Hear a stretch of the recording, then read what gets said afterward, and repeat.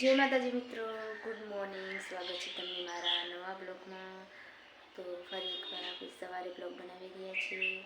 તો ગાઈસ, તમને મારા બ્લોગ કેવા લાગે છે તો કોમેન્ટ જરૂર કરજો. મારા બ્લોગમાં શું ખામી છે, હું કેવી રીતે બ્લોગ બનાવું.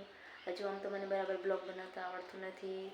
તો ગાઈસ, તમે કોમેન્ટ જરૂર કરજો કે મારા બ્લોગ તમને કેવા લાગે છે અને શું ખામી છે, હું કેવી રીતે બ્લોગ ઉતારું.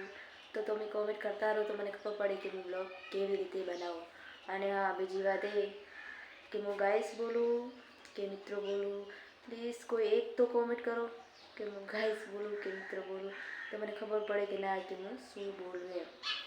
આમ તો ગાઈસ મને આદત પડી જઈએ, પણ આપણે છીએ ગુજરાતી, તો ગુજરાતીમાં મિત્રો બોલીએ તો સારું લાગે ને બધાને ખબર પડે એમ.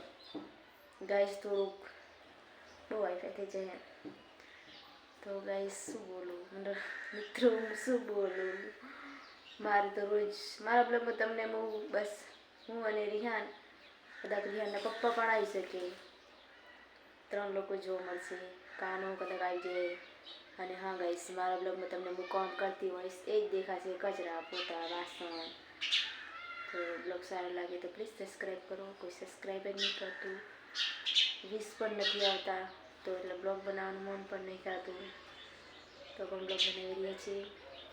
તો ગાઈસ, હાલ મેં વાસણ ધોઈ નાખ્યું છે, કચરો કાઢી નાખ્યો છે, ગોરા ભરી નાખ્યા છે. હવે મારે પોતું મારવાનું છે. રિહાન ગયો છે ખેતર, આવે એટલે તમને મલાવી. તો પ્લીઝ ગાઈસ કોમેન્ટ કરજો કે મેં બ્લોગ કેવી રીતે બનાવવા, પ્લીઝ બધા સપોર્ટ કરો. તો ભૂલી જવાય, તમે એક કોમેન્ટ તો જરૂર કરો કે હું ગાઈસ બોલું કે મિત્રો બોલું.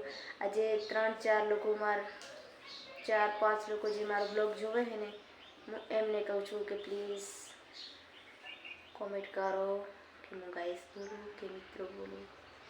તો ચાલીએ આપણે હવે પોતું મારીને પછી મળીએ.